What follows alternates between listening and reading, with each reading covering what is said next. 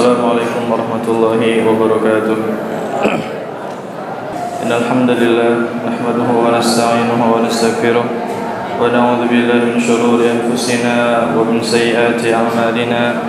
May yahdihillahu fala mudilla lahu wa may yudlil fala hadiya lahu. Asyhadu an la ilaha illallah wahdahu la syarika lahu wa asyhadu anna Muhammadan 'abduhu wa rasuluhu la nabiyya ba'dahu. Amma ba'd.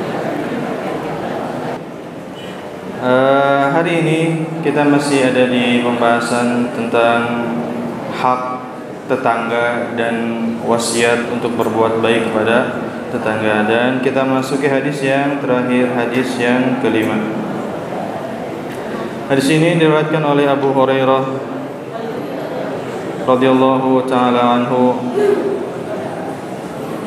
bahwa Rasulullah sallallahu alaihi wasallam bersabda, la yamna'u jarun jarahu an yagriza khashabatan fi jidarihi.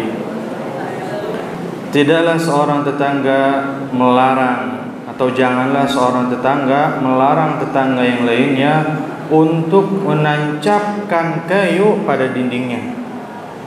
Untuk menancapkan kayu pada dindingnya.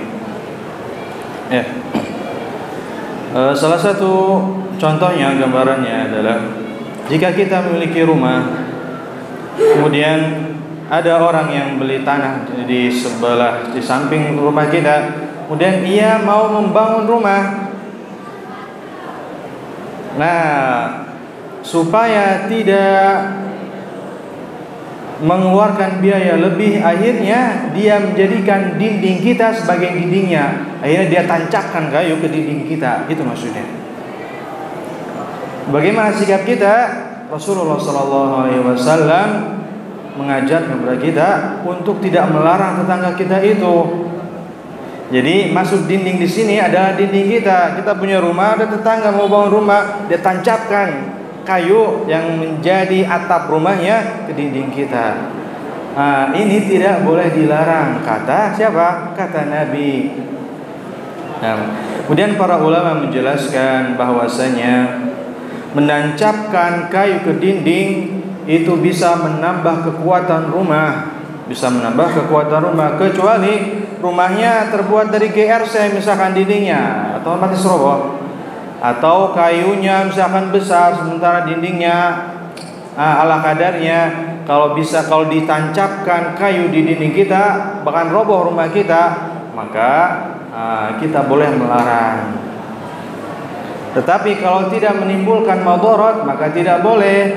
Contohnya misalkan di sebagian daerah rumahnya berdempetan, di Peru misalkan, rumahnya berdempetan. Kita sudah membuat dinding teras, kita pasang kanopi di teras. Kemudian tetangga kita menjadikan dinding teras kita sebagai sandaran kanopi. Dia bangun kanopi di atas dinding kita.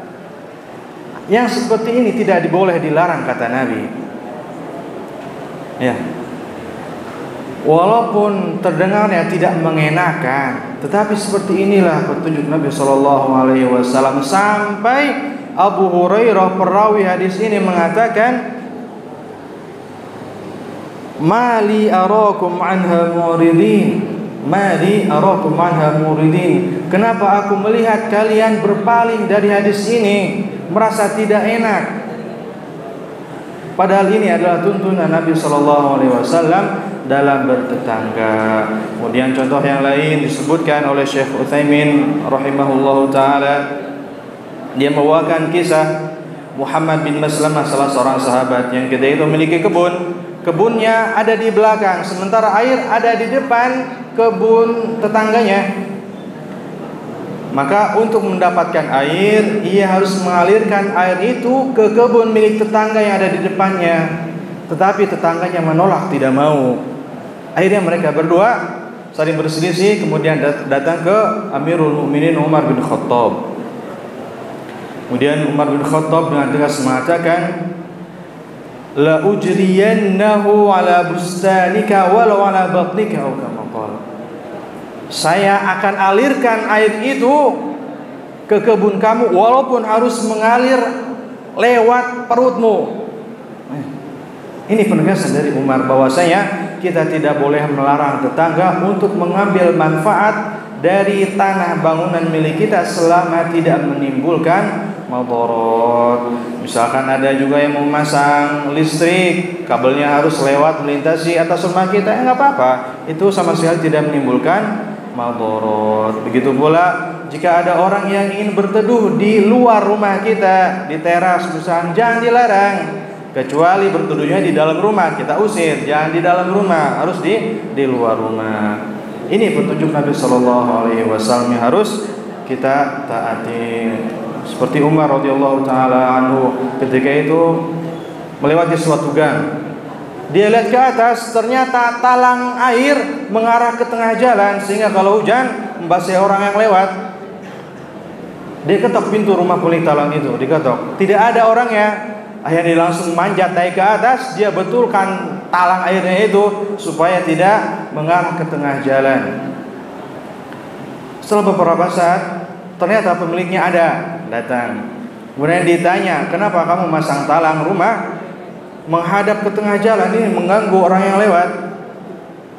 Kata pemilik rumah itu, wahai Umar, yang masang talang itu Rasulullah Sallallahu Alaihi Wasallam.